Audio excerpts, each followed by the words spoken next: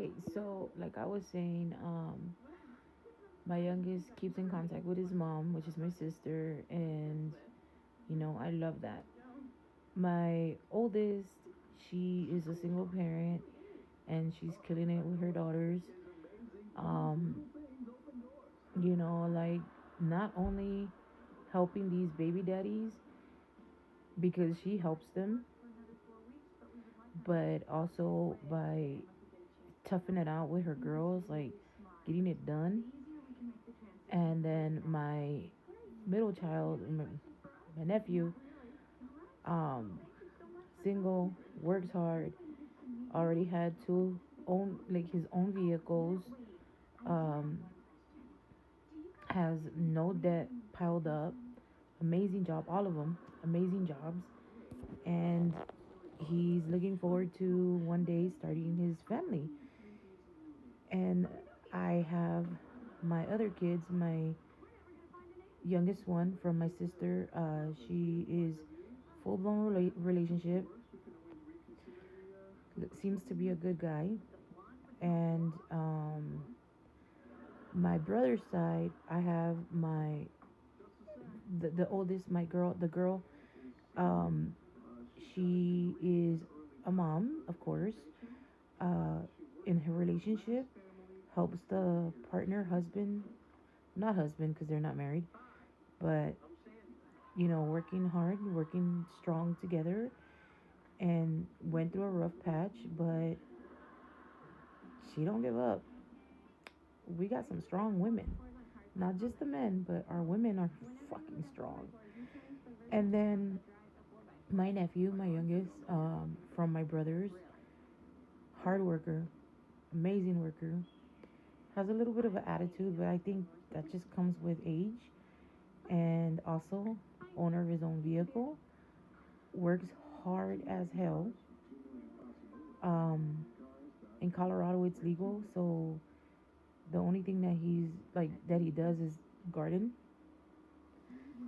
And then I have my daughter, single parent. um God, that girl, I did everything to keep her like a little princess, taught her tough, but I never wanted her to kill herself at a job. And she has, I don't know, I'm just proud of my kids, man. All of them. All of them. All of them have a beautiful heart because right now we're going through some situations with a family member. I won't discuss. And by the difficult situation, I mean like medical wise. And all of these children are willing to drop everything and rush to see what's needed. And I'm very proud that even though the first three oldest children, including us, my siblings and I, even though we were raised very strict, we didn't grow up to be such bad people, you know? So, with that being said, let's go ahead and jump into what was my first nightmare, which was my first marriage. And I remember my sister clearly always telling me, don't do it, don't do it, don't leave.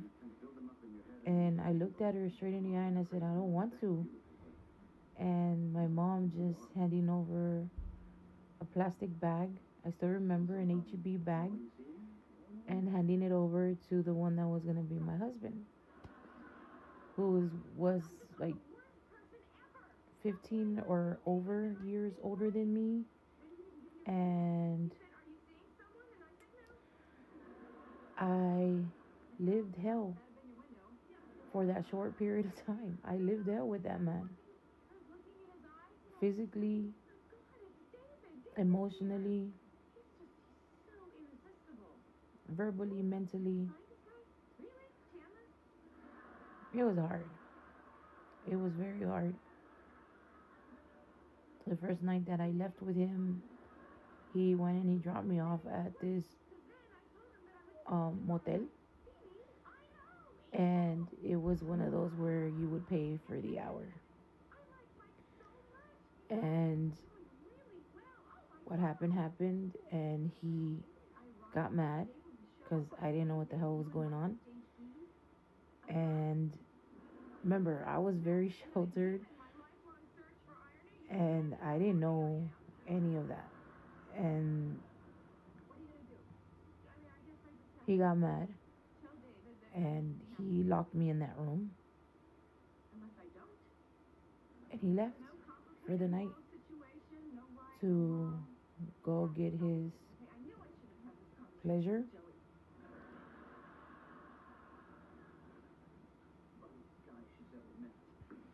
But he let me know that I was I was a waste of his time basically. That I was definitely not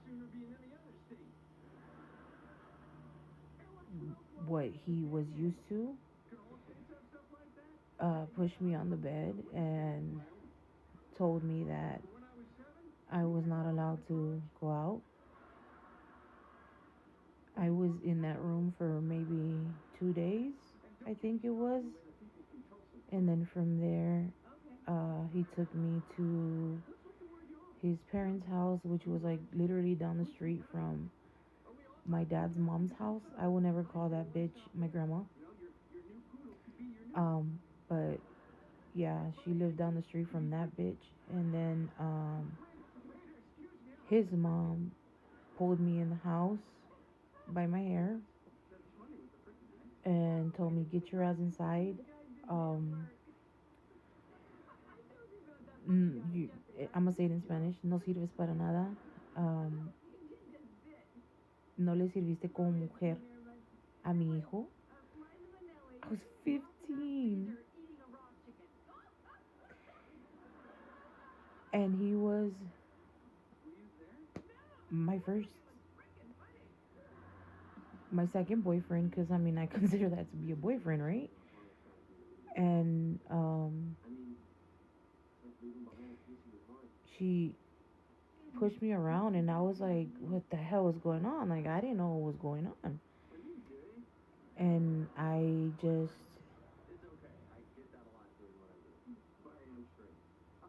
I sat there and I took it because I was raised to respect elders, and I didn't know what to do. I just heard because he told me, "Your dad's looking for you and he's mad. He's mad. Your dad is really mad at you." I was terrified of my father. So I sat there, and his dad, God bless his soul, Elsie, may he rest in peace. He told him to stop, and I was just glad that I didn't know Spanish that well at that time, you know. Um, but yeah, it was a really bad situation for me.